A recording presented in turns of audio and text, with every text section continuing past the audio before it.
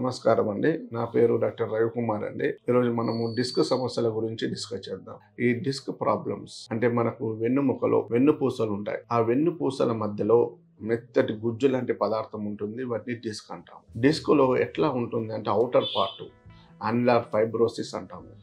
Inner and లోపల central పార్ట్ని nucleus పల్పోజా అంటాము. కొన్ని ఇంజురీస్ వల్ల అంటే మనం కొంచెం కింద పడ్డప్పుడు కానీ, బైక్ మీద కింద పడ్డప్పుడు కానివ్వండి, లేకుంటే ఇంట్లో జారి కింద పడ్డప్పుడు కానివ్వండి, లేకుంటే ఎక్కువ బరువులు మోసినప్పుడు, లేకుంటే విపరీతమైన ప్రయాణాలు చేసినప్పుడు, మనకు ఎక్కువ మార్కెటింగ్ ఫీల్డ్లో ఉన్న వాళ్ళకు, అలాగే ఎక్కువగా బరువులు మోసే వాళ్ళకు డిస్కులు అరిగిపోతుంటాయి. కాబట్టి ఆ డిస్కులు అరిగినప్పుడు అక్కడ నుంచి ఉన్న నర్వ్స్ అనేటివి మధ్యలో డిస్క్ మధ్యలో వెళ్ళడం, కంప్రెషన్ అవ్వడం జరుగుతుంది. మెడ భాగంలో ఉన్నప్పుడు ఇలా ఉంటుందండి. ఇది డిస్క్, ఇది స్పైన్. ఇది మెడ భాగంలో ఉందనుకోండి, మెడ భాగంలో డిస్కులు అరిగాయి అనుకోండి, ఇక్కడ నర్వ్ ఉంటుంది. ఈ నర్వ్ కంప్రెషన్ అవుతుంది. దానివల్ల ఈ లిమ్స్ రెండు, లెఫ్ట్ సైడ్ కానీ రైట్ సైడ్ కానీ మొత్తం నరాలు లాగుతుంటాయి. మెడ దగ్గర ప్రాబ్లం ఉన్నట్లయితే, డిస్క్ ప్రాబ్లం ఉంటే మనం చాలామంది ఏమనుకుంటాము, ఈ మెడ దగ్గర ప్రాబ్లం ఉందనుకోమండి, చేతుల తిమ్మిర్లు వస్తున్నాయి, చేతిలో స్పర్శ లేకుంటుంది, చేతులకు బలం లేకుంటుంది, సరే ఏదైనా పట్టుకోవాలంటే ఇబ్బంది అవుతుంది అనుకుంటాం. కానీ ఆ ప్రాబ్లం ఎక్కడ ఉంటుంది? డిస్క్ దగ్గర, మెడ దగ్గర ఉంటుంది. ఈ మెడ దగ్గర డిస్కులు అరిగి నరం పట్టుకున్నప్పుడు మాత్రం ఖచ్చితంగా వాళ్ళకి తిమ్ముర్లు, చేతుల తిమ్ములు రావడము, స్పర్శ లేకపోవడము, బలం లేకపోవడము, విపరీతమైన నొప్పి మెడ నుంచి భుజాల నుంచి ఇదంతా లాగడము. చాలామంది చెప్తుంటారు, అంటే సార్ ఇదంతా నొప్పి వస్తుంది, ఇదంతా లాగుతుంది, చేతంతా బరువుగా ఉంటుంది అని చెప్తుంటారండి. ఇదంతా సర్వైకల్ స్పాండిలోసిస్ అంటాం. అంటే మనకు మెడ దగ్గర ఉన్న ప్రాబ్లమ్స్కు సర్వైకల్ స్పాండిలోసిస్ అంటాం.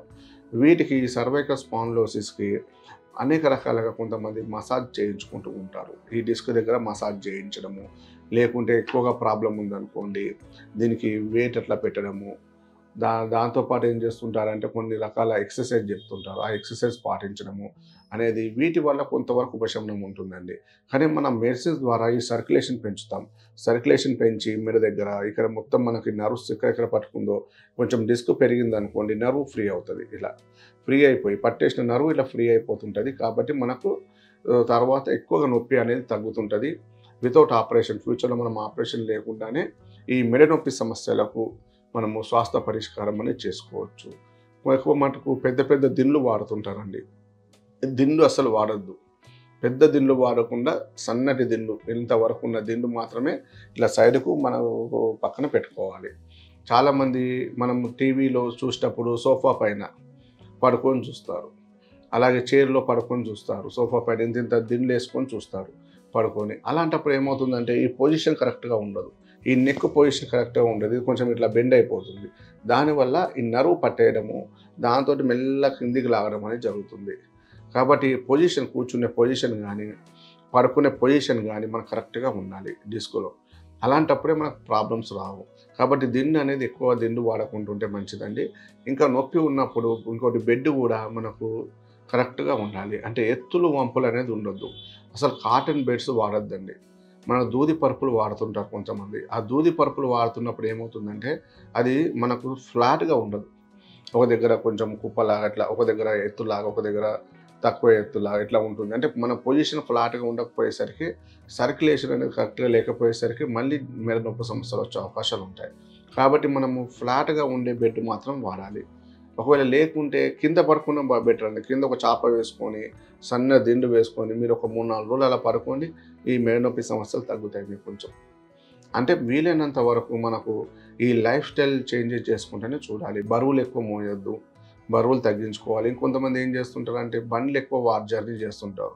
చాలామంది యాక్టివా చిన్న బండ్లు ఉంటాయి కదండి, అవి ఎక్కువ నడుపుతుంటారు. అవి నడపడం వల్ల కూడా మనకి మెడ నొప్పి సమస్యలు ఎక్కువ అవుతాయి చాలా. ఎందుకంటే వాటికి టైర్లు చిన్నగా ఉంటాయి, షాక్ అబ్సార్బర్స్ చిన్నగా ఉంటాయి. ఏదో చిన్న చిన్న గుంతల్లో పడ్డప్పుడు మొదటగా మనకు డిస్క్లు ఎఫెక్ట్ అవుతాయి. ఈ మధ్యకాలంలో నేను చాలా కేసెస్ చూశానండి. మెడ నొప్పి సమస్యలు వచ్చే వాళ్ళందరికీ కూడా ఎక్కువగా యాక్టివ్గా నడిపేవాళ్ళు. అంటే అవి ఎంతవరకు నడపాలంటే ఒక 5 కిలోమీటర్లు, 10 కిలోమీటర్ల వరకు అంటే బెటర్. కానీ లాంగ్ జర్నీ చేసే వాళ్ళకి మాత్రం పెద్ద బండ్లు ఉంటేనే బెటర్. చిన్న చిన్న బండ్లో మనము లాంగ్ జర్నీ చేసామనుకోండి, డైలీ ఒక 40-50 కిలోమీటర్లు వెళ్ళాము చిన్న బైక్ పైన, అలాంటప్పుడు ఖచ్చితంగా వాళ్ళకు మెడ నొప్పి సమస్యలు, నడుము నొప్పి సమస్యలు వస్తాయి. కాబట్టి చూసుకొని జాగ్రత్తగా మన స్పీడ్ బ్రేకర్లు ఉన్నప్పుడు కూడా మెల్లగా వెళ్ళాలి. అలాంటి జాగ్రత్తలు పాటించుకుంటూ ఉంటే మనకు కొంచెం మెడ నొప్పి సమస్యలు బయటపడతాం. నమస్కారం అండి. Thank you.